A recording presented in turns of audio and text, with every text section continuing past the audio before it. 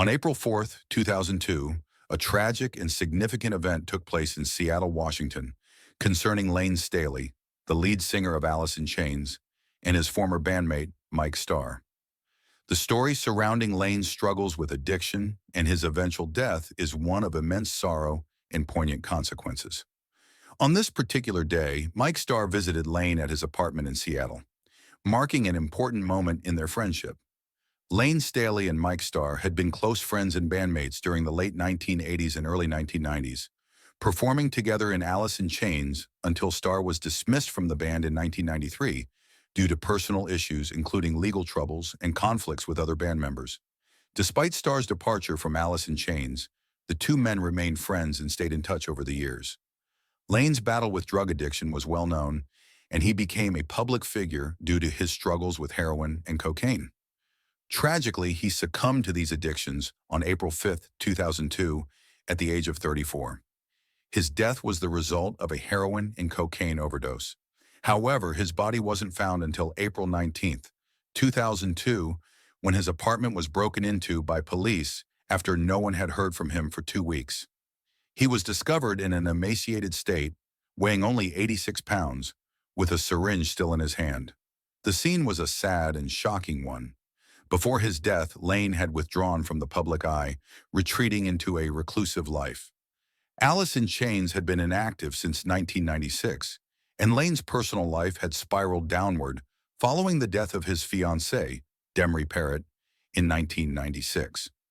His friends, including members of Nirvana and Screaming Trees, attempted to help him during his final years, reaching out and visiting him, but Layne remained isolated. Approaching him was very difficult at this time. No matter what anyone did, he was unreceptive. But there was one night that does stand out before his death. On the night of April 4th, 2002, Mike Starr visited Layne, and the two spent time together watching TV and hanging out. Layne trusted him enough to let him in his place, despite his world or circle of friends had now gotten super smaller. Mike still had a strong connection with Layne. During their time together, something strange occurred. As they were watching the show Crossing Over with John Edward, Layne suddenly turned to Mike and said, quote, "Demry was here last night." Mike later shared this with Demry's mother, who believed that Demry's spirit had come to visit Layne as he faced his impending death.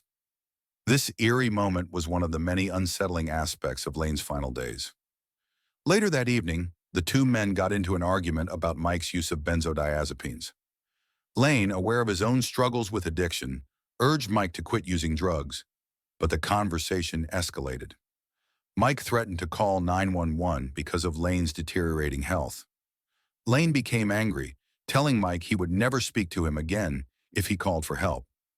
Despite the tension, Mike left the apartment, and as he did, Layne pleaded with him not to leave in such a way, saying, quote, "No, please don't leave like this." Sadly, the next day, Layne passed away, and Mike was left with a heavy burden of guilt and regret. In the years following Layne's death, Mike continued to battle his own addiction and shame. Eventually, in 2010, Mike Starr appeared on the Celebrity Rehab, where he opened up about his feelings regarding Layne's death. He admitted that he regretted not calling 911 that day, even though Layne had specifically asked him not to.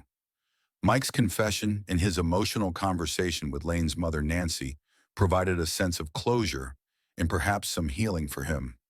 His remorse and the weight of the guilt he carried for so many years were evident, and the moment of forgiveness was a turning point for him. This tragic story serves as a reminder of the harsh realities of addiction and the deep emotional toll it can have on relationships, even among the closest of friends. What will you remember most about Layne Staley?